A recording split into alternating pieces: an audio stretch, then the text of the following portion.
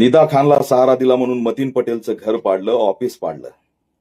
मी राज्य सरकारला प्रश्न विचारतो की गोरेगाव ड्रग्ज प्रकरणी आनंद पटेलला अटक केलं.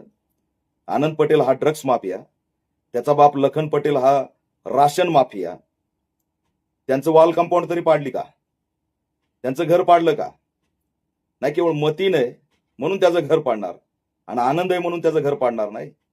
3 तरुण मेलेत ह्या ड्रग्ज प्रकरणात, गोरेगाव ड्रग्ज प्रकरणात. तो दहशतवादी हल्ला वाटत नाही का? निदा खान प्रकरण, याला सह आरोपी करा, त्याला सह आरोपी करा, ह्याचं घर पाडा, त्याचं घर पाडा. छत्रपती संभाजीनगरला पाणी नाही, रोजगार नाही, रस्ता नाही. कुणाकुणाचं घर पाडणार आहेत आणि कुणाकुणाचे ऑफिस पाडणार आहेत? मतीन पटेलचं ऑफिस अतिक्रमणात आणि औरंगपुरामध्ये नाल्यावर शिवसेनेचं ऑफिस कसं आहे? लीगल केलंय का ते? उत्तर द्या. एअरपोर्टच्या भिंतीला चिटकून 200 मीटर अंतरावरती भाजपचं भलं उंच ऑफिस कसं काय निर्माण होतं, ज्या ऑफिसवरून विमानतळ टार्गेट होऊ शकतं? कुणी परवानगी दिली? कोणत्या एअरपोर्ट अथॉरिटीने परवानगी दिली? याच्यावर कोण बोलणार? निदा खानला सहारा दिला म्हणून याला सह आरोपी करा, त्याला सह आरोपी करा. पाणी कुठे आहे? रस्ते कुठे आहेत? विकास कुठे आहे? दलितांचे घरं कुठे आहेत? रमाई घरकुलचे हप्ते कुठे आहेत? आयुक्त याच्यावर बोलणार नाही, महापौर बोलणार नाही, उपमहापौर बोलणार नाही. या छत्रपती संभाजीनगर मतीन पटेलचं घर बुलडोजरनी पडलं, निदा खान इथं राहिली, याच्या काही बातम्या बनवल्या जात आहेत का? विदेशातल्या कंपन्या इथं उद्या इंटरेस्ट घेतील? कंपन्या आहेत त्या निघून जातील. काय वातावरण तयार करतोय? शहराचं वातावरण हे सौहार्द्याचं, सलोख्याचं, हे दाखवण्याची जबाबदारी कुणाची आहे?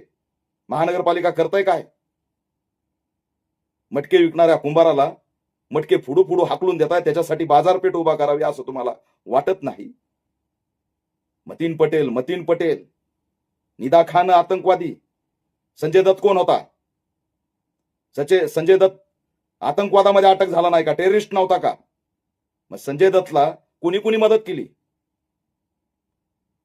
कुणी मदत केली संजय दत्तला? संजय शिरसाटांनी उत्तर द्यावं. कुणी वाचवलं संजय दत्तला? त्यावेळेस सह आरोपी करण्याची भाषा कुणी केली का? ठिकाण्यावर या. कायदा सुव्यवस्था बिघडलाय, भयभीत झालेत लोक. शहरात पूर्ण कायदा सुव्यवस्था उद्ध्वस्त झालाय. त्याला झाकण्यासाठी मतीन पटेल. रस्ता मागितला मतीन पटेल, घर मागितलं मतीन पटेल, विकास मागितला मतीन पटेल, इम्तियाज जलील. हेच भांडणं आम्ही बघत बसायचे? कळत नाही का आम्हाला?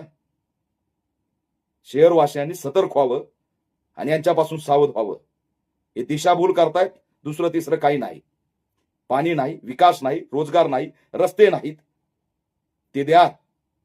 त्यासाठी तुम्हाला बसवलंय महापौर, उपमहापौर, धर्माचे ठेकेदार म्हणून बसवलेलं नाही. लोकांनी हे सहन करू नये. या सगळ्यातून शहरच उद्ध्वस्त होणार आहे, दुसरं तिसरं काही नाही. मतीन पटेल, निदा खान हे काय आमच्या शहराचे प्रश्न आहेत का?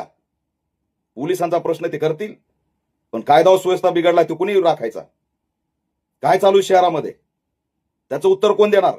ही पालकमंत्र्याची जबाबदारी नाही, ही मुख्यमंत्री गृहमंत्र्याची जबाबदारी नाही.